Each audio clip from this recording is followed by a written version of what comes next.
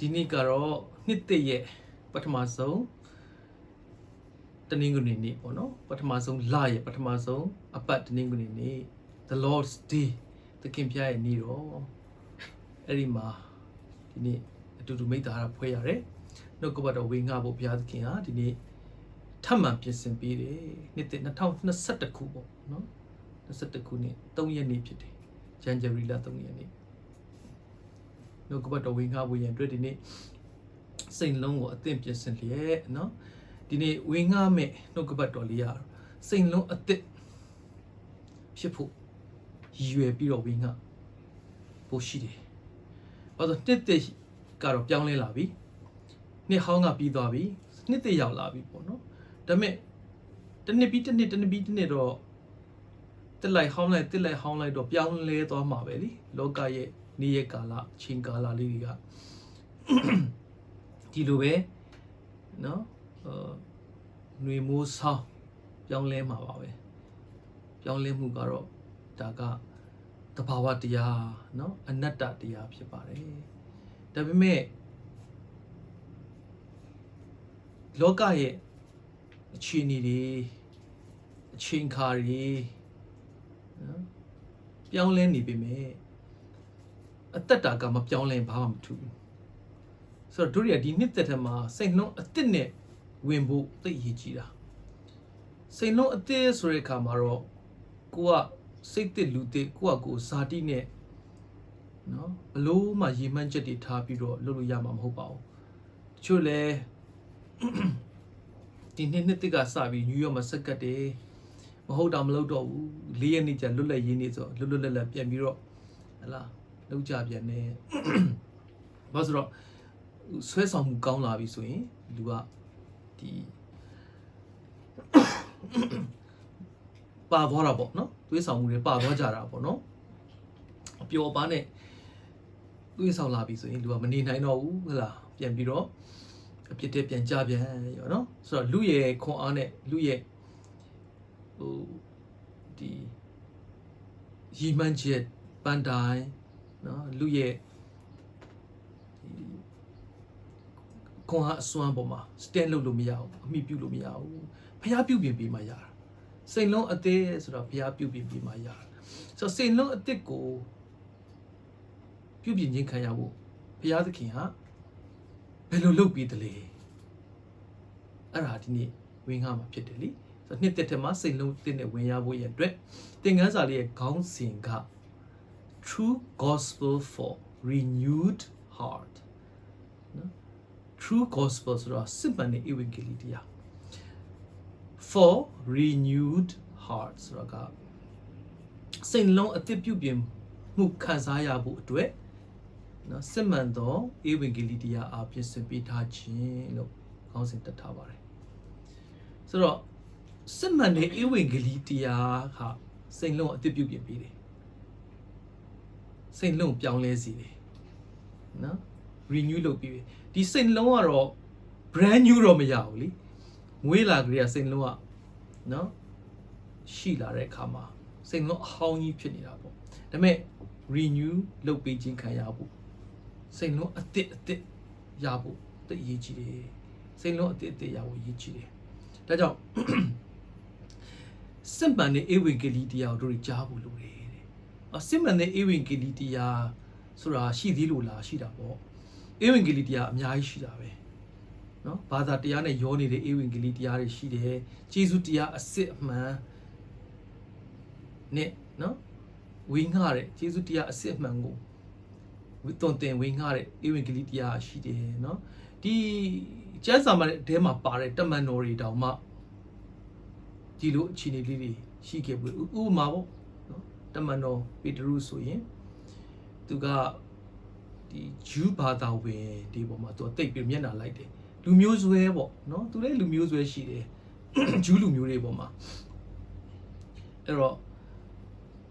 ပြည့်ညက်တရားလေးနဲ့တွဲပြီးတော့နော်အရေးပြားလိချင်းမင်္ဂလာခံရမယ်လို့နော်ဒါလည်းဂျူးဘာသာဝင်ချင်းတစ်မျိုးပေါ့အဲ့လိုမျိုးဟိုကျေးဇူးတရားနဲ့ဘာသာတရားလေးတွေကိုပေါင်းထည့်တဲ့အခါမှာတမန်တော်ရှင်ပေါလုကလေ တတိပေးရပါတယ်သူကတော့ကျေးဇူးတရားအဖြစ်ပဲကဲတင်ကြီးရတာဖြောင့်မတ်ရာတို့ရောက်တာငါတို့ကျင့်နဲ့နော်အကျင့်အကြံတီလာကောင်းမှုကုသိုလ်တွေကငါတို့ကဲတင်ကြီးမပေးနိုင်ဘူးငါတို့ယုံကြည်ခြင်းအဖြစ်ပဲငါတို့အပြစ်လွတ်ခြင်းဖြောင့်မတ်ခြင်းအကျိုးကျေးဇူးခံစားရတဲ့အတွက်ကြောင့်မလို့ဘာဖြစ်လို့ပညာတရားရဲ့အကျင့်ဘာသာတရားရဲ့အကျင့်တွေကိုပြန်ပေါင်းထည့်နေဦးမှာလေဟဲ့လားပေတရုကိုပြန်ပြီးတော့သူကအပြစ်ဖော်ပြရတယ်ဂလာတိခန်းကြီး3မှာဆိုရင်လေအဲ့တော့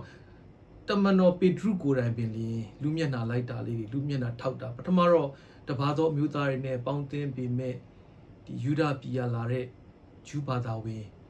ဂျူးခရစ်စတီယန်တွေနဲ့နော်ရောက်လာတဲ့အခါကျတော့သူတို့နဲ့တွေ့တဲ့အခါကျတော့ရှောင်းဖဲလေးပေါ့နော်သူကတီးချာလေးနေတယ်ဆိုတော့စိတ်ထားပြောင်းသွားတယ်နော်တန်လူမျိုးဆွဲဂိုင်းကနာဆွဲဘာသာဆွဲလေးတွေရှိတဲ့သဘောပေါ့ပေထရုဒါပေမဲ့နောက်ပိုင်းတော့သူပြန်ဝင်ခံပါတယ်တမန်တော်ရှိပေထရုကလေ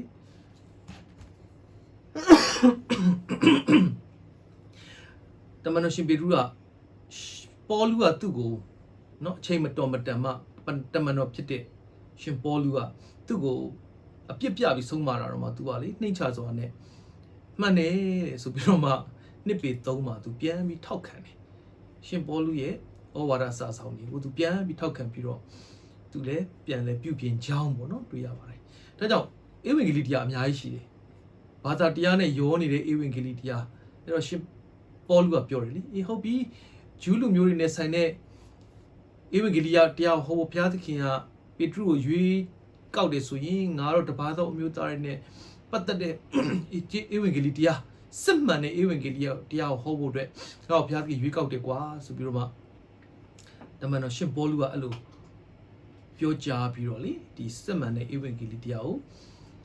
တပါးသောအမျိုးသားတွေစီမှာပြက်ပြက်တတရှင်းရှင်းလင်းလင်းနဲ့ဝေငှတဲ့အတွက်ကြောင့်တို့ယုံကြည်သူတွေဒီနေ့ရှင်ပေါလုရဲ့တွင်တင်မှုအားဖြင့်နော်ဒီနေ့စိတ်လုံးအသစ် renew လုပ်ပေးခြင်းခံရတယ်စစ်မှန်တဲ့ဧဝံဂေလိတရားကပဲစိတ်လုံးအသစ်ပြောင်းလဲစေတာဖြစ်တယ်လေ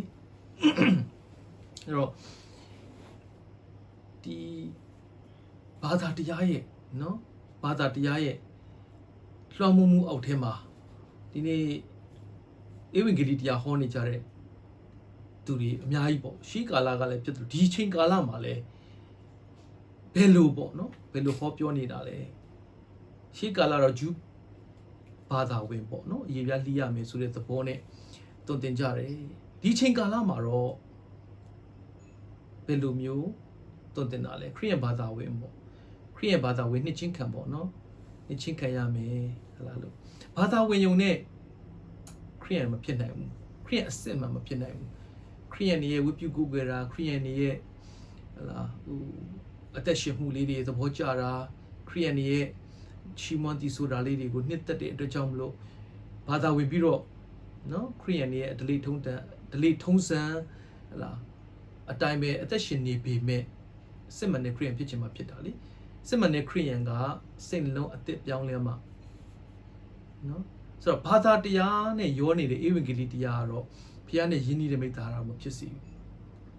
ဘုရားနဲ့တည်ကြွမှုယဉ်ကျေးမှုနော်မဖြစ်စေဘူးကိုယ့်ရဲ့စိတ်နှလုံးထဲမှာလည်း renew အသစ်ပြုပြင်ပြောင်းလဲတဲ့အရာ born again ဖြစ်နိုင်ဘူး born again ဖြစ်ပြီးလေ renew ကနေတိုင်းလုပ်ရတယ် renew ကတရက်သေးတစ်ခါတည်းတစ်ချိန်နဲ့ renew ဖြစ်သွားတာမဟုတ်ဘူးလေနော်ဆိုတော့လူမြည်ဒီကခရစ်တော်နဲ့ရှိရင်အသစ်ပြုပြင်သောတတဝါဖြစ်တယ်ခရစ်တော်နဲ့နေ့စဉ်ရှိတဲ့အခါမှာအမြဲတမ်းအသစ်ပြုပြင်နေဖို့လိုတယ်ဟောင်းသောအရာတို့သည်ပြောင်းလဲ၍ခတ်သိမ်းသောအရာတို့သည်အသစ်ဖြစ်ကြပြီဆိုတဲ့အတိုင်းပါပဲနော်အဟောင်းတွေကိုချွတ်ပယ်ပြီးတော့အသက်တော့အသက်တာ၌တဖြည်းဖြည်းနဲ့ပုံစံဝင်လာဖို့ရှိတယ်ဒါကြောင့်ပထမဆုံးအခြေပြုကျမ်းပိုက်ကလေးကဒီဖိလိပ္ပိခန်းကြီး3အငယ်3မှာပြောထားတဲ့နော်ကျမ်းစာလေးနဲ့အခြေပြုထားတယ်ဒါပေမဲ့ဒီကျမ်းပိုက်ကလေးကိုမပြောခင်ပေါ့နော်ဖိလိပ္ပိခန်းကြီး3အငယ်2မှာတော့သူကဒီရှောင်ရမယ့်အရာလေးတွေခုနဘာသာတရားနဲ့ရောနေတဲ့ဧဝံဂေလိတရားတို့နော်ဒီ another gospel ဆိုတဲ့အခြားသောဧဝံဂေလိတရား ရှိပါတယ်ဒီစကလုံးကအသစ်ထွင်တာမဟုတ်ပါဘူးအသစ်ထွင်တာမဟုတ်ပါဘူးအခြားသောဧဝံဂေလိဆိုတာဂလာတိ1အငယ်6မှာဟိုကရှိပြီးသားပါပဲဒီအခြားသောဧဝံဂေလိတရားကျေးဇူးတရားလမ်းကလွဲချော်စေတဲ့ဧဝံဂေလိတရားတွေရှိတယ်ဒါကြောင့်အဲ့ဒါတွေကိုရှောင်ရမယ်တဲ့ဖိလိပ္ပိ3အငယ်2မှာတော့ခွေးတို့ကိုရှောင်ကြလောမကောင်းသောအမှုရာမကောင်းသောအကျင့်ကိုကျင့်သောသူတို့ကိုရှောင်ကြလောအရေးပြားလှီးခြင်းကိုရောင်ဆောင်တဲ့သူတွေကိုရှောင်ပါရှောင်ဖို့၃မျိုးပြောတယ်နော်ခွေးဆိုတာကတော့အတူချုံပဲပြောရမယ်အကျင့်ဟောင်းပြန်ကျင့်တဲ့သူတွေဖြစ်တယ်ခွေးကတော့သူ့အံဘတ်ကိုပြန်စားတယ်လို့ပေတရုခန်းကြီး2မှာပြောထားတယ်လေ2ပေ2မှာအဲ့တော့ဒီလူဟောင်းရဲ့အကျင့်ပေါ့နော် renew လုပ်ပေးခြင်းမခံရတဲ့အတ္တတာမျိုးပါပဲအကျင့်ဟောင်းအတ္တတာဟောင်းအပြစ်ထဲမှာပြန်ပြီးတော့မှrenew လုပ်ပေးပြီးတော့ပြောင်းလဲပြီးမှအပြစ်ထဲပြန်ပြီးတော့ပျော်မွေ့တဲ့အတ္တတာမျိုးနော်အဲ့ဒီအကျင့်ဟောင်းပြန်ကျင့်တဲ့အတ္တတာမျိုးပြီးတော့မှမကောင်းသောဒီမကောင်းသောအကျင့်ကိုကျင့်တဲ့သူတွေကိုရှောင်ပါဆိုတော့ဒါအစောကြီးတွေကတော့ renew လုပ်ပေးခြင်းကတော့မခံရသေးပါဘူးဒါပေမဲ့သူကတော့အပြစ်ထဲမှာပဲအရင်ကတည်းရှိတဲ့မပြောင်းလဲသေးတဲ့သူတွေပေါ့နော်အမျိုးမျိုးအပြစ်ထဲမှာကျင်လည်နေတဲ့သူတွေကိုလည်းရှောင်ပါမတရားတဲ့သူတွေကိုတိုက်တွန်းခြင်းမလိုက်ဖို့နော်လမ်းမှာမရက်ဖို့အစည်းအဝေးမှာမထိုင်ဖို့နောက်ဆုံးတစ်ခုကတော့အရေပြားလှီးခြင်းကိုခံရအောင်ဆောင်တဲ့သူတွေကိုရှောင်ပါဆိုတော့ဒီဘာသာတရားအရေပြားလှီးတယ်ဆိုတဲ့အခါမှာဘာသာဝင်တာပေါ့နော်ဆိုတော့ဒါပေမဲ့ဘုရားသခင်ဆိုလိုတဲ့အရေပြားလှီးခြင်းမင်္ဂလာဆိုတာအငယ်3မှာတွေ့ရပါတယ်เนาะအဲ့ဒါလေးတော့ဖတ်မယ်ဖိလိပ္ပိခန်းကြီး3အငယ်3ကိုဖတ်ကြည့်အောင်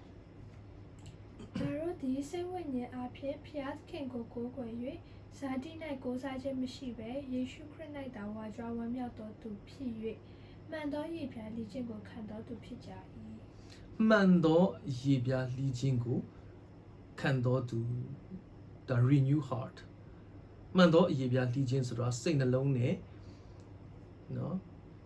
စိတ်နှလုံးအရေးပြားလိခြင်းဆိုတော့စိတ်နှလုံးအသက်ပြုပြင်မှုခံစားရတဲ့အသက်တာကိုဆိုလိုတာပါငါတို့ကတဲ့ဇာတိပဂတိနဲ့ကိုးစားခြင်းမရှိပဲเนาะဆိုတော့ဇာတိနဲ့လည်းမကိုးစားဘူးဇာတိနဲ့လည်းသူတို့ဟလာဒီအရေးပြားလိတာမဟုတ်ဘူးစိတ်နှလုံးနဲ့ပဲဆိုင်နေเนาะစိတ်နှလုံးနဲ့ဆိုင်နေဆိုတော့စစ်မှန်တဲ့နှုတ်ကပတ်တော်ကြားရတဲ့အခါမှာစိတ်လုံးအသက်ပြုပြင်မှုခံစားရခြင်းသည်မှန်ကန်သောအရေးပြားလှီးခြင်းလို့ပြောထားတယ်เนาะဆိုတော့ဇာတိနဲ့တော့မဆိုင်ဘူးတဲ့အရေးပြားလှီးခြင်းဆိုတာဘာလို့ဆိုတော့သူတမန်တော်ရှင်ဘောလူတွင်တင်တာပါဒီသင်ခန်းစာလေးကအောက်ပိုင်းဆက်ဖတ်ရင်သူဝါကြွားမယ်ဆိုကြွားစရာအများကြီးရှိတယ်လေဇာတိနဲ့ဆိုရင်နော်သူကဒီပါရီရှဲဆိုတာတကယ်ဟိုကျန်တက်စရာကြီးပေါ့နော်ကျန်တက်စရာဟိုပါရီရှဲတွေအားလုံးထဲမှာသူ့လောက်အပြစ်တင်ခွင့်ကင်းပြီးတော့သူ့လောက်ဒီတရားကိုလက်လျှောက်နိုင်တဲ့သူမရှိဘူးလို့သူကဝါကြွားထားတာနော်ထိတ်ပဲဘာသာရေးမှာလည်းသူကထိတ်ပဲဆိုတော့ပါရီရှဲဆိုတာလည်းပတ်စံချမ်းသာအားသေးတယ်နော်ဘာသာရေးလူမျိုးဆိုလည်းသူကဘင်ယာမိန်မျိုးဣသရေလမျိုးစစ်မှာမျိုးစစ်စစ်သူကဆိုတော့ဣသရေလလူမျိုးရေးနဲ့ပတ်သက်ရင်ထိတ်ပဲ top ပဲเนาะအဲ့ဒါထိတ်မှာတောင်ထိတ်တွေမှာအကုန်လုံးတောင်ဘယ်နှလုံးလောက်ပိုင်လဲတော့မသိဘူးเนาะဟဲ့လားစီးပွားရေးတောင်လူမှုရေးတောင်ဟဲ့လားဘာသာရေးတောင်เนาะအဲ့လိုအပြစ်တင်ခွင့်နဲ့กินတယ်အသင်းတော်ညှင်းဆဲတယ်စိတ်အားကြီးမှုမေးတော့အသင်းတော်ညှင်းဆဲတယ်အဲ့လောက်ဒီစိတ်အားကြီးတာဖျားဘက်မှာเนาะထိတ်ပဲအားလုံး top တင်ကြီးပဲဒါမဲ့တဲ့ဖျားသခင်နဲ့တည်ကျွမ်းခြင်းပညာရဖို့အတွက်အဲ့ဇာတိနဲ့ပတ်သက်တဲ့အောင်မြင်ခြင်းတွေကြော်ကြားခြင်းတွေเนาะရှိသမျှပိုင်ဆိုင်မှုတွေအားလုံးမစင်ကဲ့သို့သူမှတ်လိုက်တယ်ဆိုဇာတိနဲ့မပတ်သက်ဘူးတဲ့เนาะဇာတိအရာတွေအားလုံးကိုသူက surrender လုပ်ပြီးတော့မှစိတ်လုံး renew လုပ်ပေးခြင်းခံရအသက်ပြုပြင်ခြင်းခံရတဲ့အသက်တာကိုသူကဒီနှစ်သက်တယ် မျက်နှိုးတွေနော်ခရစ်တော်နဲ့တည်ကျွမ်းခြင်းပညာရဖို့အတွက်ခရစ်တော်နဲ့တည်ကျွမ်းခြင်းပညာကိုသူကပို့ပြီးတော့အမျက်ထားတယ်နော်အမျက်ထားတယ်နော်အဲ့တော့ဒီတမန်တော်ရှင်ပေါလုကဇာတိနဲ့ပတ်သက်လို့ဟွာကြွားပါဦးဇာတိနဲ့ပတ်သက်လို့တော့အရေးပြားလိချင်းမင်္ဂလာတွေပါလေသူအဲ့ဒါကစစ်မှန်တဲ့အရေးပြားလိချင်းမဟုတ်ဘူးလို့ပြောပြီးသွားပြီဒီပါနော်ဒါကြောင့်ရှောင်းမဲ့အရာလဲဆိုတနည်းအားဖြင့်ပြောမယ်ဆိုဘာသာရေးနဲ့တွဲနေတဲ့ဒီဟို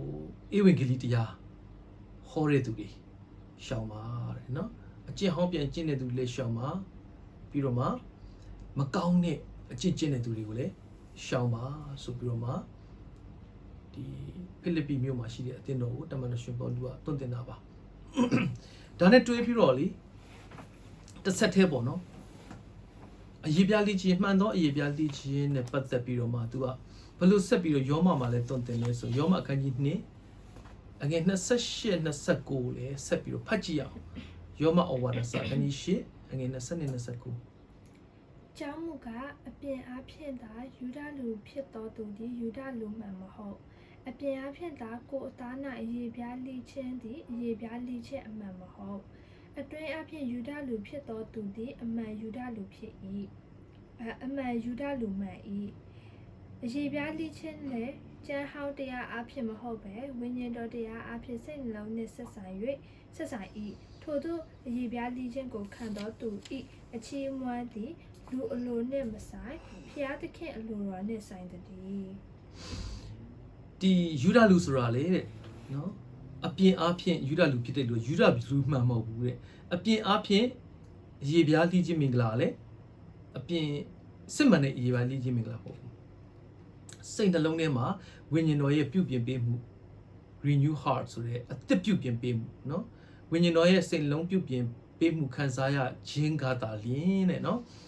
စစ်မှန်သောအရေးပြားလိခြင်းနဲ့စစ်မှန်သောယူဒလူဖြစ်တယ်လို့တမန်တော်ရှင်ပေါလုကယောမမြို့မှာရှိတဲ့ယုံကြည်သူတွေကိုလည်းတွန်းတင်ပေးပါတယ်ယေရှုတရားနဲ့ပြည့်ညတ်တရားမခွဲခြားနိုင်လို့เนาะဒါကြောင့်ဒီ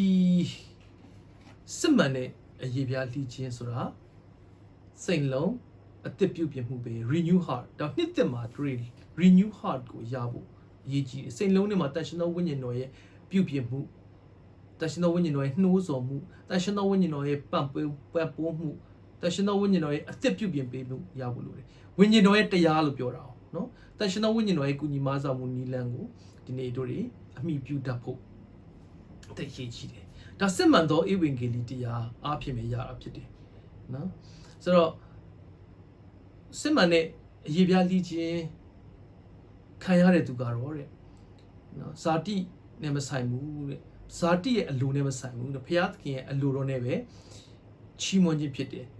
အရေးပြားလိခြင်းနဲ့ဆိုင်တဲ့ချီးမွမ်းခြင်းဟာလူရဲ့အလိုနဲ့မဆိုင်ဘူးဘုရားအလိုနဲ့ပဲဆိုင်တယ်ဆိုတော့စိတ်လုံးထဲကပြောင်းလဲတဲ့အရာစိတ်လုံးထဲကဝိညာဉ်သဘောအတစ်နော်ဝါကြွားဝမ်းမြောက်ခြင်းစိတ်လုံးလေစိတ်လုံးထဲမှာဘုရားကိုချီးမွမ်းတယ်ဘုရားနဲ့ပတ်သက်တဲ့ကောင်းမြတ်ခြင်းလေးတွေကိုဝါကြွားတယ်ဘုရားလုပ်ပြီးတာကိုယ်ခွန်အားဇာတိနဲ့ဝါကြွားစရာမရှိဘူးလေဘုရားလုပ်လို့ဘုရားမဆားလို့ဆိုရဲစိတ်လုံးတွေကဒီပြောင်းလဲလာတဲ့တုံ့ပြန်မှုလေးတွေပေါ့နော်တုံ့ပြန်မှုလေးတွေဒါကြောင့်အရေးပြားလိခြင်းနဲ့ပတ်သက်တဲ့အချီးမွမ်းဆိုတာလေလူရဲ့အလိုနဲ့မဆိုင်ဘူးဘုရားအလိုနဲ့ပဲဆိုင်တယ်တခါကြလို့ရှိရင်တို့တွေကလေဟိုဒီမှားယွင်းတဲ့ဩဝါဒတွေကြောင့်ကျေးဇူးတော်ချီးမွမ်းတယ်ကျေးဇူးတော်ချီးမွမ်းတယ်ဆိုရင်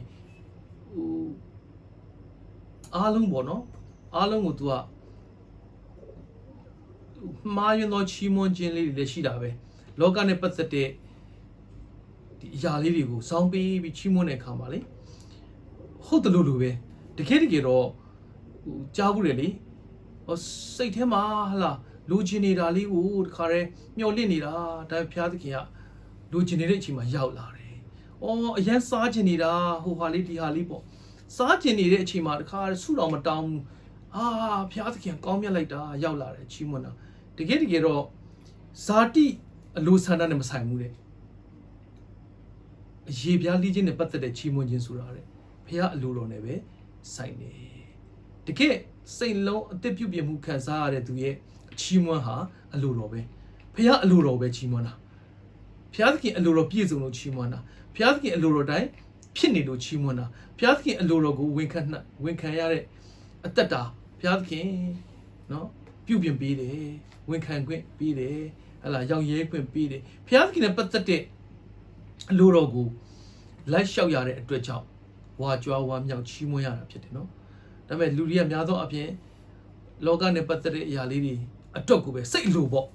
စိတ်အလိုလိုက်တာစိတ်အလိုလိုက်တာဟိုစိတ်လုံးက renew လုပ်ပြီးချင်းခံရတဲ့ခါကျတော့နော် born again ဖြစ်သွားတာပေါ့နော် born again ဖြစ်သွားတယ်ဖျားနဲ့ပတ်သက်တဲ့စီအထက်တမှုလေးအဲ့ပြောင်းလဲခါစားမှာတော့တက်ကြွတယ်ဆံကတ်တယ်ဖျားနဲ့ပတ်သက်တဲ့အရာမှာလည်းတခါရဲဟိုပေးလူချင်းတယ်ပါဝင်ချင်းတယ်ဒီတက်တိခံမယ်တက်ကြွတာပေါ့ on fire ပေါ့ဒါပေမဲ့ခုနကိုစိတ်အလိုလိုက်လာတွေများလာတဲ့ခါကျတော့သူတို့စိတ်လုံးအသက်မရတော့ဘူးဝိညာဉ်တော်ထိန်းလို့မရတော့ဘူးလေတရှိသောဝိညာဉ်ရဲ့ control ဝိညာဉ်တော်ရဲ့တရားနဲ့ဆိုင်နေဝိညာဉ်တော်ရဲ့အထိန်းနဲ့ဆိုင်နေလို့ပြောတယ်မလားဒီစစ်မှန်တဲ့အရေးပြားလေ့ကျင့် renew heart ဆိုတာဝိညာဉ်တော်ရဲ့တရားနဲ့ဆိုင်နေဆိုဝိညာဉ်တော် control လုပ်လို့မရဘူးဝိညာဉ်တော်ထိန်းလို့မရတဲ့ခါကျတော့သူစိတ်အလိုပဲလိုက်တာမသိတာတော့မဟုတ်ဘူးနှုတ်ကပတ်တော်သိတယ်ကြားတယ်ဘုရားသခင်အလိုတော့မရှိဘူးဒါမကြိုက်ဘူးကြိုက်ဘုရားမကြိုက်ဘူးသိပြီမဲ့လေကိုယ့်ရဲ့စိတ်အလိုလိုက်တဲ့အတွက်ကြောင့်မလို့နော်လှုပ်လိုက်တာပဲစိတ်အလိုတိုင်းပဲလက်လျှောက်လိုက်တဲ့အခါကျတော့ renew လုပ်လို့မရဘူးတဖြည်းဖြည်းနဲ့ဘုရားချစ်တဲ့စိတ်တွေရောကြနော်ဘုရားနဲ့ပတ်သက်တဲ့ယက်တည်မှုလေးတွေတဖြည်းဖြည်းပြက်ကွက်လာပြီးတော့မှအရင်တော့ဆဆန်ငန်းငန်းနဲ့နှုတ်ကပတ်တော်နားထောင်နေအခုတော့တဖြည်းဖြည်းနဲ့နားထောင်ခြင်းစိတ်လည်းမရှိတော့ဘူးစကားလည်းနားမထောင်တော့ဘူးဟုတ်လားအဲ့လိုအဲ့ဒါကစာတိုင်းရဲ့လုပ်ရက်ပဲနော်မှားယွင်းတဲ့ဩဝါဒတွေကြောင့်သူဟာစိတ်လိုလိုက်ပြီးတော့နော်လောကီတက်မဲ့ခြင်းနဲ့ဇောင်းပြီးတဲ့ဟောပြောချက်တွေကြောင့်သူကလှည့်စားမှုတွေကျသွားပြီးတော့မှစိတ်လိုလိုက်လို့ရတယ်လို့ထင်ပြီးတော့စိတ်လိုလိုက်တဲ့အခါမှာသူတို့နှုတ်ကပတ်တော်လည်းနားမထောင်တော့ဘူးဖျောက်ချစ်တဲ့စိတ်တွေမမ renew လုပ်ပြီးခြင်းခံရတဲ့သူတယောက်ကအတစ်တော်မြတ်တာနဲ့ဖျောက်ချစ်ဖို့နော်စိတ်လုံးအတစ်ပြုတ်ပြင်ခြင်းခံရတဲ့သူကဖျောက်လည်းစိတ်လုံးအတစ်နဲ့ချစ်နိုင်တယ်ကိုယ်နဲ့ဆက်ဆိုင်တဲ့သူလည်းကိုယ်နဲ့အမြတ်စစ်မှန်စွာချစ်နိုင်တယ်လေဆိုတော့သူတော်နဲ့ပတ်သက်လို့လည်းဆက်ဆိုင်တဲ့သူနဲ့ပတ်သက်လို့လည်းမချစ်နိုင်တော့ဘူးဖျောက်ပေါ်မှာလည်းရောကြလာတဖြည်းဖြည်းပေါ့နော်ရွေးလျော်ဖောက်ပြန်လာတယ်ဆိုတော့တွေ့ရတယ်ဆိုတော့ဒီနေ့နှုတ်ကပတ်တော်ပါလေနှစ်တမှာစိတ်လုံးအသစ်ပြုပြင်မှုပြန်လည်ခံစားရဖို့ရန်အတွက်တိုက်တွန်းချင်တာဖြစ်တယ်ဒါ new year message ပဲပြောရမယ်ဆိုရင် new year message ပါပဲเนาะစိတ်လုံးအသစ်ရယူဖို့ဘာလို့လဲစစ်မှန်တဲ့ဧဝံဂေလိတရားလို့တယ်ခုနပြောလို့ဧဝံဂေလိတရားတွေအများကြီးရှိတယ်เนาะခုန logi တက်မဲ့ချင်းနဲ့ဇောင်းပေးဟောတဲ့ဧဝံဂေလိတွေရှိတယ်ဘာသာတရားနဲ့တွေ့ပြီးပြည့်ညက်တော်ရဲ့ပြည့်ညက်တရားရဲ့အကျင့်လူသတ်မှတ်ချက်တွေနဲ့ဇောင်းပေးဟောတာတွေရှိတယ်เนาะဇောင်းပေးဟောတာတွေရှိတယ်အဲ့ဒီဟလာအခြားသောဧဝံဂေလိတရား another gospel ဒီရှိတဲ့အတွက်ကြောင့်เนาะလူရဲ့စိတ်လုံးဟာအမြဲတမ်းအဟောင်းကြီးနဲ့စိတ်လုံးအဟောင်းနဲ့ပဲအသက်ရှင်ပြီးတော့မှဘုရားချစ်တဲ့စိတ်တွေရော့အသက်တော်ဖွင့်ပြမှုတွေမခံစားရအသက်တော်မေတ္တာတွေမခံစားရရော့ကြပြီးတော့မှเนาะဒီနေ့ဒီဘုရားရဲ့ပံ့ပိုးမှုအသစ်မဆာမှုအသစ်မခံစားရဘဲနဲ့နော် renew heart စိတ်လုံးအသစ်မဖြစ်တဲ့အခြေအနေလေးကိုစောင်းပြီးပြောချင်တာပါလို့ဒါကြောင့်ဘယ်လိုအတောက်ရှက်အတားဆီးတွေရှိတာလဲဘယ်လိုဩဝါဒမျိုးလဲနော်အခြားသောဧဝံဂေလိဆိုတာဘယ်လိုမျိုးလဲဒါပထမဆုံးခေါင်းစဉ်လေးကတော့ another gospel in false teaching another gospel in false teaching နော်ဆိုတော့မှားယွင်းသောတုန်တင်မှုတွေ၌ရှိသောအခြားသောဧဝံဂေလိတရားတွေ မှားယွင်းသောတုံတင်မှုတွေမှာရှိနေတဲ့အခြားသောဧဝံဂေလိတရားအဲ့ဒီအရာလေးကိုဒီနေ့ပေါ်ပြခြင်းတယ်ဘာလို့ဆိုတမန်တော်ရှင်ပေါလုကပြောပြီးရှောင်မှုလူတွေနော်အဲ့ဒီအခြားသောဧဝံဂေလိတရားတွေဆိုရင်ရှောင်မှာဂျေဇုတရားစစ်မှန်တဲ့ဂျေဇုတရားကိုလမ်းညှိုးနွမ်းစေတဲ့နော်ဆန့်ကျင်တဲ့တရားဆိုရင်တော့ရှောင်ရမယ်ဆိုပထမဆုံးပေါ့ပထမဆုံးဒီဘယ်လိုသွန်သင်မှုတွေလဲပထမဆုံးကြံ့ပိုက်ကလေးကတော့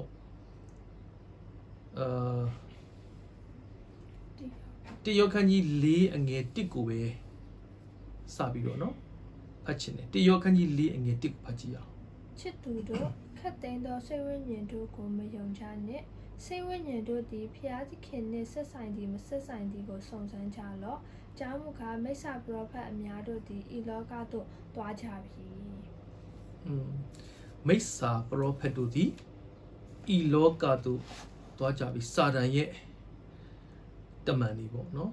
စာတန်ရဲ့တမန်တွေစာတန်အသုံးပြုတဲ့တွင်တင်သူတွေ false teacher တွေလောကထဲမှာအခုအများကြီးပဲတဲ့နော်အဲ့တော့ခတ်သိမ်းသောစိတ်ဝိညာဉ်တို့ကိုမယုံချနဲ့တဲ့စုံစမ်းကြလော့နော်တမန်တရားနဲ့ညီတယ်မညီတယ်စာရဝိညာဉ်လားတမန်ဝိညာဉ်လားဆိုတာမိစ္ဆာဝိညာဉ်လားတမန်ဝိညာဉ်လားဆိုတာစုံစမ်းပါတယ်ခတ်သိမ်းသောစိတ်ဝိညာဉ်တို့ကိုမယုံစိတ်ဝိညာဉ်ဆိုတာကဟောပြောနေတဲ့သူတွေကဟလာဘယ်လိုနော်စိတ်ဝိညာဉ်နဲ့ဟောတာလေဟိုစုံစမ်းမှုတော့လိုတယ်စုံစမ်းမှုတော့လိုတယ်ဆိုတော့တရှင်သောဝိညာဉ်တော်ရဲ့အုပ်စိုးမှုနဲ့သွားတဲ့နော်ထိန်းချုပ်မှုနဲ့သွားတဲ့လူတစ်ယောက်ကပိုင်းခြားတားလည်နိုင်တယ်ဝိညာဉ်တော်ပေါ်ပြတာဟောဒါပေမဲ့ခုန renew လုပ်ပေးခြင်းမခံရတဲ့သူတစ်ယောက်ကတော့အလွယ်တကူလှည့်စားလို့ရတာပေါ့နော်ခတ်သိမ်းသောစိတ်ဝိညာဉ်တို့ကိုမယုံကြနဲ့ဘာလို့မယုံနဲ့လို့ပြောတာ तू က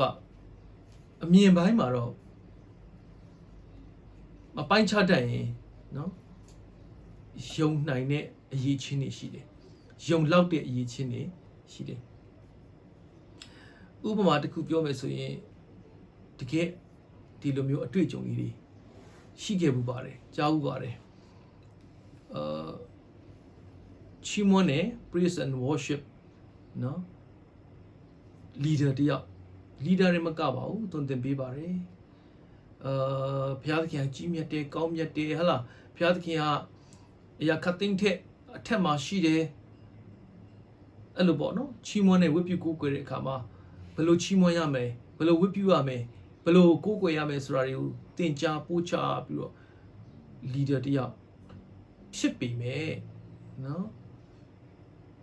သူကကွယ်ရမှာကြတော့မှားယွင်းခြင်းအမှုကိုပြုတယ်နော်ဒီသူများရဲ့သားများနဲ့ပြစ်မှားတယ်ပြစ်မှားတော့ပြောတယ်ဟဲငါတို့ဘုရားကိုပြစ်မှားမိပြီငါတို့နောင်တရပြီးတော့ပြန်ပြီးဘုရားရှိမှတောင်းပန်ရအောင်ဒီလိုဟလာဘုရားရှိမှနော်မှားယွင်းတာမကောင်းပါဘူးနေမကြောက်ဘူးလားဘုရားသခင်ကိုဟိုနော်ပြစ်မှားတဲ့အတွက်ကြောင့်မလို့မရှက်ဘူးလားမကြောက်ဘူးလားပြောတော့ဒီ praise and worship leader ပါပြောလဲဆိုတော့ငါခရစ်တော်မယုံဘူးတဲ့ခရစ်တော်မယုံမင်းနဲ့ praise and worship ဥဆောင်နေတဲ့ဆရာတွေရှိတယ်နော်ငါခရစ်တော်မယုံဘူးတဲ့ဆိုတော့သူတို့ရဲ့ life က double life ပေါ့နော်အဲ့ဒီလိုဟောပြောချက်တွေကိုတွင်တင်နေတဲ့ဆရာတွေသူတို့စိတ်ဝိညာဉ်ကိုပိုင်းခြားဖို့လိုတယ်စုံစမ်းဖို့လိုတယ်တဲ့နော်အပြစ်လိုက်ရှာပြီးတော့မှအပြစ်လိုက်ပြောဖို့မဟုတ်ဘူးနော်ပြောချင်တာဝေဖန်ပိုင်းခြားတတ်ဖို့ဝေဖန်ပိုင်းခြားတတ်ဖို့ကစိတ်လုံး renew လုပ်ပေးခြင်းခံရတဲ့သူကသိတယ်နှုတ်ကပတ်တော်ရဲ့အထိန်းနဲ့သွားတဲ့သူစစ်မှန်တဲ့နှုတ်ကပတ်တော်ဧဝံဂေလိတရားနဲ့သွားတဲ့သူကသိတယ်ဝိညာဉ်တော်ပေါ်ပြတာ哦နော်အော်တပါရမှာ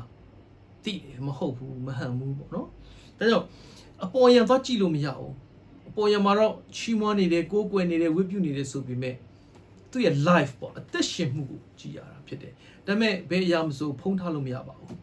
ဖ ဖုံးထားလို့မရပါဘူးသို့တော့တို့ရဲ့ life မှာအမြဲတမ်းပိုင်းခြားတတ်ဖို့တော့လိုတယ်နော်နှုတ်ကပတ်တော်နဲ့ညီပိုင်းခြားတတ်ဖို့တမန်တရားနဲ့ညီသည်မညီသည်ပေါ့ဘယ်လိုစိတ်ဝိညာဉ်တွေဟာမိစ္ဆာဝိညာဉ်လေမိစ္ဆာဆိုတာကတော့မကောင်းသောမှားယွင်းသောတမာဆိုတာကောင်းသောမှန်သောကောင်းသောမိစ္ဆာကမှားသောမကောင်းသောဟဲ့လားမိစ္ဆာဝိညာဉ်လားတမာဝိညာဉ်လားအခုမိစ္ဆာ prophet တွေကအများကြီးပဲเนาะတကယ်တော့စိတ်အလိုလိုက်တဲ့သူတွေကိုစာတန်သုံးတာပဲယောမ6မှာဆိုပြောတယ်လေတမန်တော်ရှင်ဘောလူကပြောတယ်လေတွင်တင်ထားတာရှိပါတယ်တင်တို့ဤစိတ်အလိုသူလိုက်ရအောင်เนาะလိုက်တိတိုင်အောင်တင်တို့ကိုခန္ဓာ၌အပြစ်တရားသည်အစိုးမရစေနှင့်ဆိုတော့စိတ်လိုလိုက်သွားတဲ့အခါမှာစာတန်ကသုံးသွားတာပဲစာတန်အုပ်စိုးသွားတာပဲစာတန်ကိုယ့်ရဲ့အသက်တာကိုနော် control ကောင်းကောင်းလုပ်သွားတာဝိညာဉ်တော်ထိန်းလို့မရတဲ့သူတယောက်ကတော့စာတန်ကောင်းကောင်းထိန်းသွားတာပေါ့နော်ဝိညာဉ်တော်အထိမခံတဲ့သူကတော့စာတန်ထိန်းတာပေါ့စိတ်အလိုလိုက်ချင်တာဒါကြောင့်ခုနပြောတယ်မသိတာတော့မဟုတ်သိတယ်တိုးတော်လဲဟိုကိုစိတ်အလိုလိုက်ချင်တဲ့အခါကျတော့အကုန်လုံးနော်ဘုရားစကားသိပြီမယ်လေလှုပ်တဲ့လိုက်ကိုစိတ်အလိုတိုင်းပဲလိုက်တဲ့အခါကျတော့စာတန်သုံးသွားတယ်ဘုရားဝတ်နဲ့မွေးလျော်တဲ့အရာမှာလေသူတို့ဟလာပြင်းညီငွေမှုတွေဖြစ်လာတယ်အရင်တော့နားထောင်နိုင်တဲ့စိတ်အထက်တန်တဲ့ဘောနဂန်ဖြစ်တဲ့အချိန်မှာတကြွတယ်ပြီးလဲပြေးနဲ့စိတ်အားတွေထက်တန်မှုတွေရော့ကြနော်ဝိညာဉ်ဆန္ဒလေးတွေရော့ကြပြီးတော့မှတဖြည်းဖြည်းနဲ့ဖျောက်ချစ်တဲ့စိတ်တဖြည်းဖြည်းနဲ့ရော့ကြပြီးစိတ်လုံးဆွေးမြေ့ယိုယွင်းသွားကြတာတွေ့ရတယ်ဘာမှမရှိတော့ဒီဒီခါကျတော့เนาะအဲ့တော့ဒီအချိန်မှာမိစ္ဆာ prophet ဆိုတာကတီးတီးကြားဟိုဆန့်ကျင်ပြီးတော့လာတာမဟုတ်ဘူးတရားဟောဆရာတွေမှာ false teacher တွေထဲမှာရှိနေတယ်ဆိုတာကိုပိုင်းခြားပါတဲ့တမန်တော်ယောဟန် sorry เนาะတမန်တော်ပေါလုပြောတာမဟုတ်ဘူးเนาะဒါတမန်တော်ယောဟန်ပြောတဲ့စာ1ယောခန်းကြီး4မှာတမန်တော်ယောဟန်ကပိုင်းခြားပါတဲ့စုံစမ်းပါတဲ့ခတ်သိမ်းသောစိတ်ဝိညာဉ်တွေကိုမယုံပါနဲ့ဆိုတာလေးကိုသူပြောထားတာရှိပါတယ်เนาะဒါစိတ်လိုလိုက်တဲ့တရားဟောဆရာတွေအများကြီးပဲစိတ်လိုလိုက်တာဗဇက်ကတော့ပြောတာတော့ဟုတ်တယ်ဒါပေမဲ့အသက်တာကเนาะသူတို့စိတ်လိုလိုက်တဲ့အသက်တာမျိုးဇာတိအမှုအကျင့်တွေထဲမှာဒါကြောင့်တမန်တော်ရှင်ဘောလူကခွေးတို့ကိုရှောင်ကြလောအကျင့်ဟောင်းပြန်ကျင့်တဲ့သူတွေရှောင်ပါတယ်ရှောင်ခိုင်းတယ်နော်ဆိုတော့ example လေးအနေနဲ့ကတော့တတိကံကြီး6အငယ်3ကနေ5ထိဖတ်ကြည့်အောင်နော်တိမောသေဩဝါဒစာပထမစာဆောင်တိမောသေကိုချီဘောလူသွန်သင်တဲ့ဩဝါဒစာဆောင်လေးဖြစ်တဲ့တတိ6အငယ်3ကနေ5ထိကိုဆက်ဖတ်ကြည့်အောင် example လေးအနေနဲ့ခြားနာသောဩဝါဒကိုသင်ပေး၍ငါတို့သခင်ယေရှုခရစ်၏စကားတည်ဟုသောစင်ကြယ်သောစကားကို၎င်းဖျားဝတ်၌မြင့်လျော်ခြင်းနှင့်အညီဖြစ်သောဩဝါဒကို၎င်းဝေမခံသောသူမည်သည်ကမာနနှင့်ယစ်မူ၍အလင်းနာမလဲပဲပု္ပ္ပာအမေးကိုဆွေးနွေး၍စကားကြောင့်သာညှင်းခုန်သောအဖြစ်စိတ်ပေါ်သောသူဖြစ်၏ထို့သောပြုလျင်ညူစုခြင်းရန်တွေ့ခြင်းသူ့အသေးကိုရှုံချခြင်းမနာလိုသောကြံစီခြင်းနှလုံးယိုယွင်း၍တမန်တရားနှင့်ကင်းသောသူတို့၏အချီးနှီးဆွေးနွေးခြင်းဖြစ်တတ်၏ဖျားဝတ်၌မြင့်လျော်ခြင်းသည်အကျိုးစီးပွားဖြစ်သည်ဟုသူတို့သည်စိတ်ထင်ကြ၏ထို့သောသူတို့ကိုရှောင်လော့ဆိုတော့အခြားသောဧဝံဂေလိဆိုရဲဒီ false teaching ပေါ့မှားယွင်းတဲ့သွန်သင်မှုတွေကဘယ်လိုမျိုးလဲခြားနာသောဩဝါဒကိုသင်ပေးလျက်ဆိုတော့ယေရှုတရားနဲ့မတူတဲ့ဧဝံဂေလိတရားပေါ့နော်ဩဝါဒတွေရှိတယ်နော်သွန်သင်မှုတွေရှိတယ်ခြားနာသောဩဝါဒကိုသင်ပေးလျက်ဟလာယေရှုခရစ်ရဲ့စကားတည်းဟူသောစင်ကြယ်တဲ့ဩဝါဒကိုလက်မခံဘူးဝေမခံဘူးနော်အသက်တာကိုစင်ကြယ်အောင်ပြုလုပ်ပြီးတဲ့ true gospel လက်မခံဘူးနော်ခရစ်တော်ရဲ့ဧဝံဂေလိတရားကစိတ်လုံးအသစ်ပြောင်းလဲစေတယ်နော်လူဟောင်းရဲ့အညစ်အကြေးတွေကို စီကြောပြီးတော့စွန့်ပစ်တယ်လူတစ်ထဲမှာဆက်အသက်ရှင်ဖို့တွန်းအားပေးတယ်ဒါပေမဲ့တော့အဲ့ဒါဝေမခံဘူးအဲ့တော့နော်မာနနဲ့ယဉ်မှု၍အလင်းနားမထောင်ဆိုတော့မာနထောင်လွှားတာပေါ့နော်သူတိသူတက်ပေါ့ကိုရဲ့အတွေးခေါ်တိုင်းပဲပေါ့မာနနဲ့ယဉ်မှု၍နော်အလင်းနားမလဲပဲပု္ပ္ပာအမေးတို့ကိုပဲဆွေးနွေးတယ်တဲ့နော်ဆိုတော့မိကွန်းကြီးအမျိုးမျိုးပေါ့မိကွန်းကြီးတယောက်နဲ့တယောက်ဟလာတိုင်မင်နဲ့ဆွေးနွေးတယ်ညင်းခုန်တယ်နော် discussion တော့လုပ်တာပါပဲနှုတ်ကပတ်တော့နဲ့ပတ်သက်ပြီးတော့မှ Bible study တွေတော့လုပ်ကြတာရှိပါလိမ့်မယ်ဒါပေမဲ့ဆွေးနွေးညင်းခုန်မှုတက်ပဲအသက်တာအသက်ပြုပြင်မှုခံစားရဖို့မဟုတ်ဘူးနော်ဆိုတော့သူတို့အတွေးခေါ်တွေသူတို့ရဲ့ခံယူချက်တွေနဲ့နော်တယောက်စကားပြောဖို့ပဲဆိုတော့တယောက်ဟိုဂုံအသီးပေါ့ logic ဂုံအသီးနဲ့ငါပို့ပြီးတော့အတွေးခေါ်မြင့်နေနော်သူကအတွေးခေါ်နှိမ့်နေဆိုတဲ့သဘောပေါ့ကိုကဘလို့နော်ရှူတောင်းနဲ့ဆင်ကျင်တာဒါလေးပေါ့ logic ပညာတက်လာသလို logic ပညာပြည်တန်လေးနဲ့တိုင်းကြတာပေါ့နော်အဲ့ဒီ logic ရှူတောင်းနဲ့ဟောပြောဝင်းကနေ logic အမြင်နဲ့ဟောပြောဝင်းကနေတဲ့သွန်သင်မှုတွေဖြစ်တယ်နော်အလင်းနားမလဲပဲပု္ပ္ပာအမေးတို့ကိုပဲဆွေးနွေးပြီးတော့မှသူတို့ကတယောက်နဲ့တယောက်အတီးရှုံချတယ်နော်ကဲ့ရဲ့တယ်အဖြစ်တင်တယ်ယူစုတယ်နော်တယောက်နဲ့တယောက်ဟလာမနာလိုခြင်းဂုံပြိုင်ခြင်းနော်ရန်တွေ့ခြင်းဆိုရက်နော်အဲ့ဒီစီဝေခြင်းအမှုကိုပြုချတယ်ပြီးတော့သူတို့ရဲ့ရည်ရွယ်ချက်ကပါလေနော်ဖျားဝဲ၌မွေးလျော်ခြင်းဒီအကျိုးစီးပွား logic အကျိုးစီးပွားဖြစ်တယ်လို့သူတို့ကခံယူတာဖျားဝဲ၌မွေးလျော်တာဖျားเจ้าတက်တာဖျားသခင်နဲ့ဖျားเจ้าလာရတာရည်ရွယ်ချက်လေးတွေကသူကလောကအရာရဖို့ပဲဒါကြောင့်ခုန renew heart အသက်တော်စိတ်လုံးပြုတ်မခံစားတဲ့သူတွေကနော်ပုံမှန်တိုင်းဖျားเจ้าလာတယ်အလူငွေပေးတယ်တရားနာထောင်တယ်ပြန်သွားတယ်အဲ့တော့သူတို့ကဘာအတွက်လာတာလဲလောကနဲ့ပတ်သက်တဲ့ကောင်းချီးရဖို့နော်မှန်တော့အကျိုးစီးပွားလောကီအကျိုးစီးပွားအတွက်သူတို့ဘုရားလာတိုင်တေတာဘုရားအဋ္ဌံပြုတဲ့သဘောဖြစ်နေတယ်အဲ့ဒီအရာကနော်မှားယွင်းတဲ့ false teaching တုံ့တင်မှုတွေ false teacher တွေဒီချိန်ကာလမှာတဲ့နော်တက်မဲ့ချင်းဖြစ်စီတဲ့ဩဝါဒတွေကိုလူတွေကနှစ်သက်ပြီးတော့မှယေရှုတရားလမ်းကလွဲသွားတယ်သူတို့ရှောင်ပါတယ်ထိုသူတို့ကိုရှောင်ကြလောရှင်ဘောလူပြောထားတာရှိပါတယ်ဒါကြောင့်ဟိုကိုမရှောင်တတ်မရှားတတ်ရင်တော့ကိုလည်းအဲ့ဒီ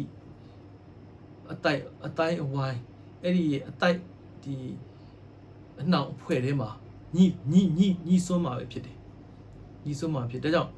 ဒီ false teacher တွေရဲ့နော်တုံ့ပြန်မှုမှားယွင်းတဲ့ဧဝံဂေလိတရား another gospel ကိုသူတွေတတိထားဖို့လိုတယ်ဘာလို့တတိထားခိုင်းတာလဲ renew heart မရဘူးနော် renew heart ကိုမလုံနိုင်တော့ဘူးအတစ်တော့စိတ်လုံးအတစ်ပြုတ်ပြမှုမခံစားရတဲ့အတားအဆီးပဲအဲ့ဒီຢာကတတိပြုဖို့အရန်လိုအပ်နေတဲ့အချိန်ကာလဖြစ်တယ်ဆိုတော့ပြောချင်တယ်ဒုတိယတစ်ခုကတော့ဒုတိယခေါင်းစဉ်လေးကတော့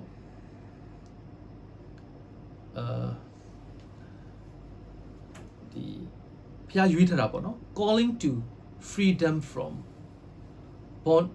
the bondage of the Lord နော် call to freedom from the bondage of the law call to freedom တော့ဖျားခင်လွှတ်ချင်းအခွင့်ပေးတာလွတ်မြောက်ဖို့ခေါ်ထားတာဧဝံဂေလိဒီအားဖြင့်တို့တွေခေါ်ထားတယ်ဆိုတာက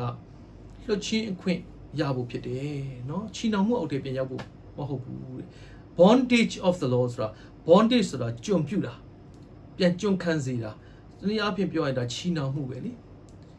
bondage of the law ဆိုတာကပညတ်တရားရဲ့ချီနှောင်မှုအောက်ထဲပြန်ရောက်တာဆိုတော့လွတ်ချင်းခွင့်ရှိတယ်လို့ပြောပြီးမြဲဘာဇက်ကတော့ချီးမွမ်းတယ်ဒါပေမဲ့အသက်တာကအဲ့ဘာသာတရားရဲ့နော်အောက်ထဲကိုပြန်ရောက်သွားတာ ပြညတ်တရားရဲ့အောက်ထဲမှာပြန်ပြီးအသက်ရှင်တဲ့အခါကျမလွတ်မြောက်တဲ့သူလို့ဖြစ်နေတာပြန်ဖြစ်သွားအသက်တာမလွတ်မြောက်ဘူးပါဇက်ကတော့ချီးမွမ်းပြီးတော့လွတ်မြောက်နေတယ်အသက်တာမျိုးမဖြစ်စေဖို့ဒီဒုတိယခေါင်းစဉ်လေးအချက်ကလေးကိုပြောချင်တာเนาะဆိုတော့ call to freedom ဆိုတာဘုရားသခင်ကဒီလွတ်ချင်းခွင့်ပေးထားတယ်လွတ်ချင်းခွင့်အတွက်ခေါ်ထားတာเนาะလွတ်မြောက်ဖို့အတွက်အပြစ်တကူကလွတ်မြောက်ဖို့အတွက်ပြည့်ညက်တရားချီနှောင်မှုအတွက်လွတ်မြောက်ဖို့အတွက်ခရစ်တော်ကလောဘကတဲ့တရားအဖြစ်တို့တွေခေါ်ထားတာဖြစ်တယ်ဆိုတဲ့အကြောင်းလေးကိုဒီနေ့ပြောချင်တယ်ပထမဆုံးဒီခေါင်းစဉ်လေးမှာရွေးချယ်ထားတဲ့ကျမ်းပိုက်ကလေးကယောမအခန်းကြီး8အငယ်20 21ကလေးကိုရွေးထားတယ်ဖတ်ကြည့်အောင်နော် ယောမအခန်းကြီး8အငယ်20မှ21ဤလောကသည်အနိစ္စနိုင်ငံသို့အလိုလိုလိုက်သည်မဟုတ်ဖျားသခင်သားတို့ဤထူးမြတ်သောလွတ်ချင်းချမ်းသာသည်ဟုသောဖောက်ပြန်ပျက်စီးခြင်းအနှောင်ဖွဲ့မှကဲလွတ်ခြင်းချမ်းသာကိုဝင်စားမည်ဟုမျှော်လင့်ရသောအခွင့်ကိုပေး၍အနိစ္စနိုင်ငံသို့လိုက်စီတော်မူသောသူဤအလိုတော်ကြောင့်သာလိုက်ရ၏ဤလောကကတဲ့အနိစ္စနိုင်ငံသို့အလိုလိုလိုက်သည်မဟုတ်တဲ့နော်ဖျားသခင်သားတို့ဤထူးမြတ်သောလွတ်ချင်းချမ်းသာဒီဟုသောဆိုဖျားသခင်သားတို့ရဲ့ထူးမြတ်တဲ့လွတ်ချင်းချမ်းသာပေးဖို့လေဒါပေမဲ့ဖျားသခင်သားတို့ရဲ့ထူးမြတ်တဲ့လွတ်ချင်းချမ်းသာဆိုဘာလဲနော်လွတ်ချင်းချမ်းသာဆိုတာကဒီအပြည့်အနှောင်ဖွဲ့ပျက်စီးခြင်းနော်ပျက်စီးခြင်းအနှောင်အဖွဲ့မှကဲလွတ်ခြင်းချမ်းသာဒီကဲလွတ်ခြင်းချမ်းသာကိုမျှော်လင့်ရသောအခွင့်ဆိုတော့ဘုရားသခင်ကဝိညာဉ်မျှော်လင့်ခြင်းလေးပေါ့မျှော်လင့်ရသောအခွင့်ဆိုတာကဒီအနတ္တတရားရဲ့ချီနှောင်မှုတွေကနေပြီးတော့ကဲနှုတ်တဲ့ကဲတင်မဲ့အရာကိုနော်မျှော်လင့်ခြင်းဝိညာဉ်မျှော်လင့်ခြင်းပါပဲလောကီရဲ့ချီနှောင်မှုတွေလောကရဲ့နော်ဒီဖြည့်ဆည်းနှိမ့်ဆက်မှုတွေအဲ့ဒီထဲကနေပြီးတော့လွတ်မြောက်စေတဲ့ဝိညာဉ်မျှော်လင့်ခြင်းပါပဲဝိညာဉ်မျှော်လင့်ခြင်းရဖို့ဒီအနိစ္စနိုင်ငံသို့ဘုရားသခင်အလိုတော်တိုင်လိုက်စီတာဖြစ်တယ်ဒီလောကကတော့ရွေးလျော့ဖောက်ပြန်နေတာလေနော်ရွေးလျော့ဖောက်ပြန်နေတာဒါပေမဲ့ရွေးလျော့ဖောက်ပြန်ခြင်းရွေးလျော့ပျက်စီးခြင်းကနေပြီးတော့ကဲနှုတ်ချင်းချမ်းသာဆိုဘုရားသခင်သားတို့ကိုသားသမီးတွေကိုအထူးသဖြင့်ပေးထားတာရှိတယ်အဲ့ဒီပေးထားတယ်ဆိုတာကိုမျှော်လင့်မှုတွေစိတ်ဝိညာဉ်တွေကမျှော်လင့်ဖို့ရှိပါတယ်စိတ်ဝိညာဉ်တွေကမျှော်လင့်တတ်ဖို့လူတွေနော်အဲ့ဒီမျှော်လင့်ခြင်းကိုပေးဖို့အတွက်ဘုရားသခင်ကတဲ့နော်အလိုတော်တိုင်းဖောက်ပြန်ရွေးလျော့စေတာလောကကြီးကအမြဲတမ်းပြောင်းလဲစေတာအနတ္တအနိစ္စဒုက္ခအနတ္တသင်္ခါရတရားထဲမှာနော်ရွေးလျော့ဖောက်ပြန်နေတာမတည်မြဲဘူးဒုက္ခခက်ခဲတွေရှိတယ်ပြောင်းလဲနေတယ်ဆိုတဲ့အရာဟာမတော်တဆတာမဟုတ်ဘူးဘုရားသခင်သားတို့အတွက်ထူးမြတ်သောလွတ်ချင်းချမ်းသာဆိုတာရှိတယ်အထူးဒါကတော့ဘုရားသခင်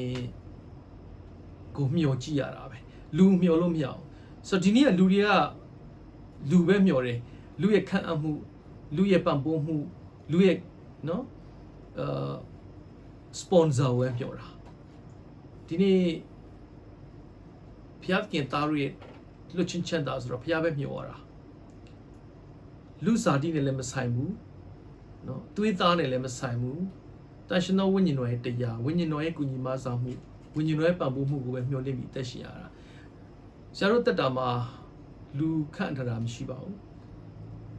ဘယ်ကင်ကဘုရားသခင်ပါပဲသူများတွေတော့လည်းထင်သေးတာပေါ့နော်သူကဘာဘယ်ကင်မှလည်းမရှိဘာစပွန်ဆာဟုတ်တယ်မရှိပါဘူးဘာဘယ်ကင်မှလည်းမရှိ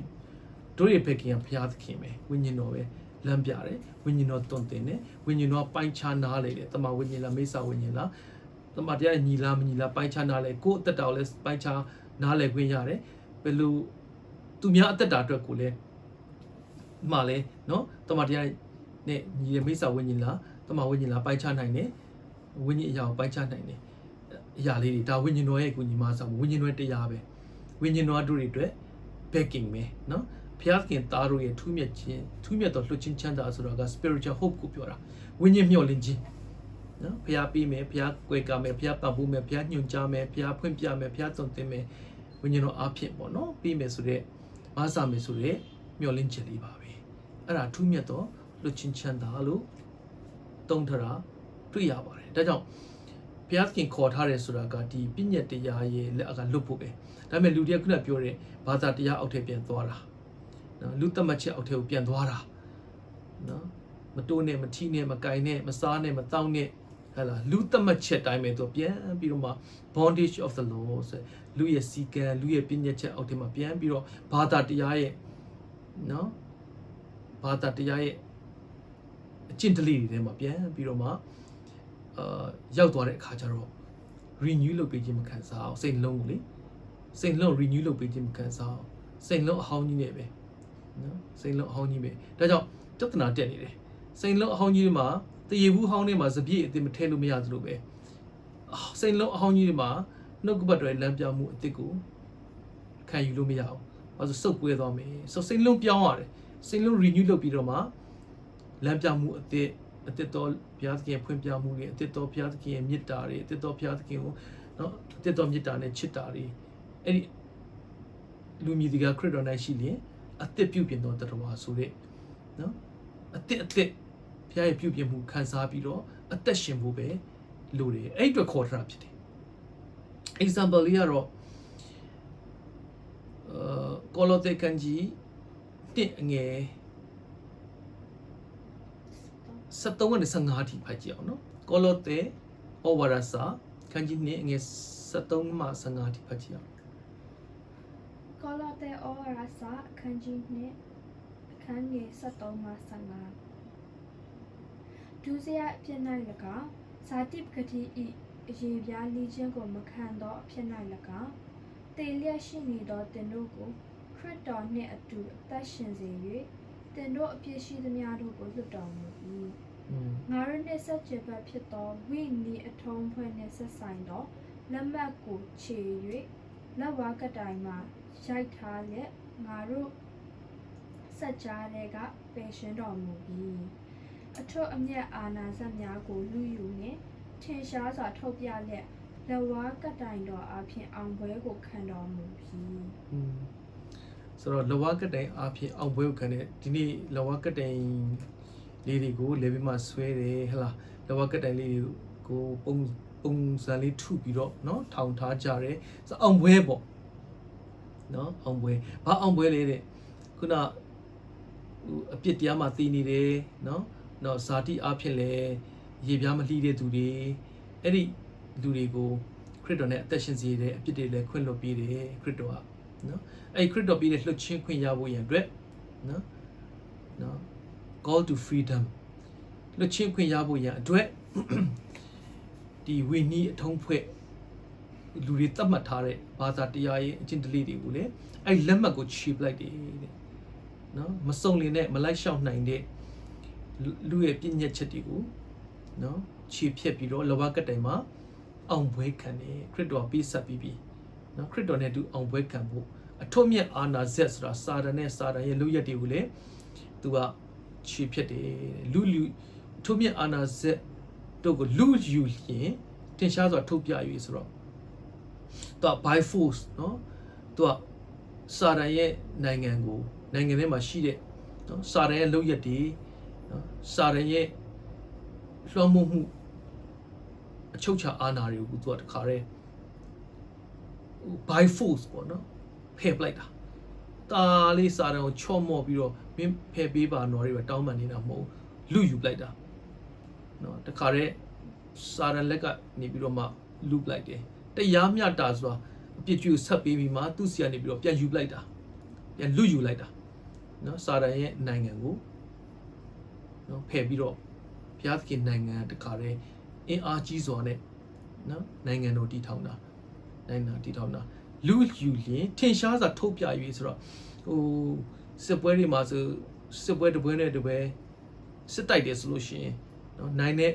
ဘက်ကရှုံးတဲ့သူတွေရဲ့ဘူချုပ်တွေပုံမှုတွေအကုန်လုံးဖမ်းပြီးတော့သူတို့လက်နက်တွေဖြုတ်ချတယ် disarm လို့ခေါ်တယ် မာနနဲ့မာနအလုပ်ရက်တွေကိုဖြုတ်ချပလိုက်တာထုတ်ပြလိုက်တယ်ငါတို့နိုင်သွားပြီဟိခရစ်တော်နဲ့အောင်ပွဲခံဖို့အတွက်ဒီတမန်တရားပြီးတာနော်ပြည့်ညက်တရားရဲ့ချီနှောင်မှုစာရမဏေရဲ့ချုပ်နှောင်မှုနော် bondage of the law စာရန်ကဥပဒေနဲ့ဒီစည်းကပ်နဲ့ပဲချုပ်ထားတာယေရှုတရားဆိုရင်ချုပ်လို့မရတော့ခရစ်တော်ရဲ့ယေရှုတရားလောဘကတိုင်တရားကိုချုပ်လို့မရတော့တို့တွေကခရစ်တော်ရဲ့ယေရှုတရားနိုင်ပဲအသက်ရှင်ဖို့လိုတယ်ပြည့်ညက်တရားဘာသာတရားလူသတ်မှတ်ချက်တွေမှာပြန်အသက်ရှင်ဖို့မဟုတ်တော့ဘူးလေနော်ဒါကြောင့်ဒီခရစ်တော်နဲ့အတူအောင်ပွဲခံတယ်လောဘကတိုင်တရားနဲ့အောင်ပွဲခံတယ်ဆိုရင်ဖွင့်ပြမှုအသစ်လမ်းပြမှုအသစ်တော်မေတ္တာနဲ့ဘုရားကိုတုံ့ပြန်မှုရှိတယ်။ဘာလို့ကောလောသဲဩဝါဒစာထဲမှာရေးရတာလဲဆိုကောလောသဲအသင်းတော်ရွေးလျော့ဖောက်ပြန်တယ်။ဖွင့်ပြမှုအသစ်မခံစားရတော့။အဲ့ဒီခါကျတော့သူတို့စိတ်ကူးအသစ်ကလေးတွေနဲ့ပေါ့နော်။စိတ်အလိုလိုက်ပြီးတော့မှသူတို့အသစ်ထွင်တာပေါ့။သူတို့ style သစ်တွေထွင်ကြတယ်။မယိုးပါအောင်။ဘာလို့နှုတ်ကပတ်တော်ဖွင့်ပြမှုမခံစားရရင်တော့ညင်းငွေလာတယ်လူကပြင်းရီလာတယ်ညင်းငွေလာတယ်ညင်းငွေလာတဲ့အခါမှာဝိပုကိုကိုခြင်းမှာလဲ style အသစ်ကလေးတွေဟလာကောင်းကင်တမန်ကိုကိုွယ်တာလေးဆိုတာရှိလာတယ်ပြီးတော့မှအစာရှောင်ဆူတောင်းတယ်ခန္ဓာကိုယ်နှိပ်စက်တဲ့ဝိပုကိုကိုခြင်းဆိုတာနော်အစာရှောင်ဆူတောင်းတဲ့ဝိပုကိုကိုခြင်းတွေညာလုံးပေါက်ဆူတောင်းနေဟလာအဲ့ဒီလူရဲ့တတ်မှတ်ချက်လူရဲ့ပြည့်ညက်ချက်အစ်ကလေးတွေနဲ့ဒီထွင်ပြီးတော့เนาะသူတို့ကောလောသဲအသင်းတော်ကဂျေဇုတရားနဲ့ရွေးလျော့သွားတဲ့အတွက်ကြောင့်ဒီခရစ်တော်နဲ့တူအောင်ပွဲကိုခံဖို့ရန်เนาะခရစ်တော်လောကကတည်းမှာအသေးခံပြီးပြီဝိနည်းထုံးဖွဲ့လက်မှတ်ကိုခြေပြီးပြီပြည့်ညက်တရားဘာသာတရားအောက်ထပ်ပြန်မသွားဘူးအဲ့ဒါကိုလေးလေးနက်နက်ပြန်သွန်သင်ပေးနေရတာဖြစ်တယ်ဒီအချိန်ကာလမှာကြည့်ရဟိုးအချိန်ကာလမှာတွေကရှေးကနဦးအသင်းတော်တွေအသက်ရှင်မှုတွေနော်ရှေးကနဦးအသင်းတော်တွေအသက်ရှင်မှုတွေကိုကြည့်ရင်လေဒီလိုပဲဘာသာတရားအောက်ထဲပေတရုတို့လက်ထက်မှာတွေပြန်ရောက်သွားသလိုပဲဖြစ်ခဲ့တာဒီပေတရုတွေမကဘူးပေါ့နော်ဒီဂလာတိယောမနော်ပြီးတော့မှကောရိန္သုနော်ဖိလိပ္ပိဒီလိုပေါ့ဒီအရှိကာလမှာကောလောသဲအကုန်လုံးကဘာသာတရားရဲ့အောက်ထပ်မှာပြန်ရောက်ပြီးတော့မှ renew လုပ်ပြီးခြင်းမခံစားလို့တမန်တော်ရှင်ဘောလူပြန်သွင်းတယ်တမန်တော်ယောဟန်ပြန်သွင်းတင်ပေးရတယ်နော်အဲ့ဒီအရာလေးဒီနေ့ဒီချိန်ကာလမှာတထက်သေးပဲဟိုရှေးကာလမှာတည်းကစဖြစ်တာအခုမှစဖြစ်တာမဟုတ်ဘူးနော်အဲ့ဒါလေးတွေကိုဒီနေ့ပိုင်းခြားနားလည်ပြီးတော့မှဒီဖျားသခင်ကတို့တွေခေါ်ထားတာခရစ်တော်အပြင်ခေါ်ထားတယ်ဆိုတာကပြည့်ညက်တရားရဲ့လက်အောက်ဘာသာတရားရဲ့လက်အောက်နော်ကိုခွန်အားကိုအစွမ်းတတိနဲ့ဇာတိရဲ့နော်တတ်မှတ်ချက်လူတတ်မှတ်ချက်ဒီအောက်ထဲမှာအသက်မရှင်ဘူးအဲ့ဒါတတိပေးခြင်းနဲ့ဒါလက်တွေ့ live shop application ကျမ်းပိုက်ကလေးရတော့iPad ခန်းကြီး၄ပေါ့နော်အငယ်21ကနေ24ထိဖတ်ကြည့်အောင် iPad အသင်းတော်နဲ့အဆုံးသတ်ရအောင် iPad ဩဝါဒစာအခန်းကြီး၄အငယ်21မှ24အထက်ကကျင်လည်ကြသည့်အရာမှာလှည့်ပြားတတ်သောလောဘစိတ်တို့ဖြင့်ပုတ်ပြတ်သောလူဟောင်းကိုချွတ်ပယ်၍စိတ်နှလုံးသဘောအသစ်ကိုရပြီးလျှင်မှန်သောဖြောင့်မတ်ခြင်းတန်ရှင်ခြင်းပါရမီအဖြစ်ဖျားသခင်နှင့်အတူအမျှဖန်ဆင်းသောလူသစ်ကိုယူတင်ဝတ်ဆောင်မည်အကြောင်းခရစ်တော်၏စကားကိုကြားနာရသည်ဖြစ်၍ယေရှု၌တမန်တရားရှိသည်နှင့်အညီထိုသခင်ထံ၌နီးခံကြပြီတည်းခရစ်တော်၌ရှိတဲ့စစ်မှန်တဲ့ဧဝံဂေလိတရားတမန်တရားဦးတဲ့တို့တွေကြားနာရတယ်ဆိုတာကဘာအတွက်လဲဆိုတော့လူဟောင်းရဲ့ဥပ္ပကိုချွတ်လူသစ်ရဲ့နော်ဥပ္ပကိုဝတ်ဖို့ပဲလူဟောင်းကိုချွတ်ပယ်ပြီးတော့လူသစ်ကိုယူတင်ဝတ်ဆောင်ကြဖို့နော်ဆိုတော့အထက်ကကျင်လည်ကြတဲ့လူဟောင်းရဲ့အမှုကျင့်ကိုဖယ်လိုက်ပါစိတ်လုံးအသစ် renew heart စိတ်လုံးအသစ်ကိုရပြီးပြီဆိုရင်တော့မှန်သောဖြောင့်မခြင်းမှန်သောတတ်ရှင်းခြင်းအပြင်လူသစ်ကိုယူတင်ဝတ်ဆောင်ဖို့ဖြစ်တယ်ဆိုတော့နှုတ်ကပတ်တော်ကြားပြီဆိုရင်ဘာလုပ်ရမလဲဆိုတော့လူဟောင်းရဲ့အမှုအကျင့်တွေကိုချွတ်ပယ်ရမှာဖြစ်တယ်ဒါကြောင့်ခွေးတို့ကိုရှောင်ကြလို့ဟလားနော်ရေပြားလိချင်းရောင်ဆောင်တဲ့သူတွေကိုရှောင်ကြလို့နော်မကောင်းတဲ့သူတွေကိုရှောင်ကြလို့ရှင်ဘောလူပြောသလိုပါပဲဒီချိန်ကာလမှာတို့တွေဒီတမန်တရားကို နဲ့ပေါ့နော်လေးနှစ်တဲ့သမားတရားကိုပိုင်းခြားပြီးတော့မှဒီတစ်မှာစိတ်လုံးအသက်နဲ့အသက်ရှင်နိုင်ကြတဲ့သူတွေဖြစ်ပါစေဒါကြောင့်ကိုစစ်ဆေးတဲ့အခါမှာလဲပထမဆုံးပေါ့နော်စိတ်လုံးအသက်ပြုပြင်မှုခံစားရဖို့ရန်အတွက်တင်းတက်တာနိုင်အမည်ဒီအတားစီရှိတဲ့နီကိုစစ်ဆေးဖို့မေကွန်ပထမမေကွန်လေးကိုစဉ်းစားဖို့ရှိတယ်ဒုတိယမေကွန်လေးကတော့လူရဲ့နော်ပြည့်ညက်ချက်အောက်ကိုပြန်လဲမကြရောက်စေဖို့အတွက်မိမိကိုမိမိဘလို့ပြင်ဆင်မလဲဆိုတာလေးကိုစဉ်းစားပြီးတော့ဒီသင်ခန်းစာလေးကိုနော်ဆင်ခြင်ပြီးနှစ်သက်ကိုအစပြုပြီးတော့ renew heart အသက်တော်စိတ်လုံးရရှိနိုင်ပါစေလို့ဝင်းကားပါတယ်အားလုံးပြန်ကောင်းကြီးပေးပါစေအာမင်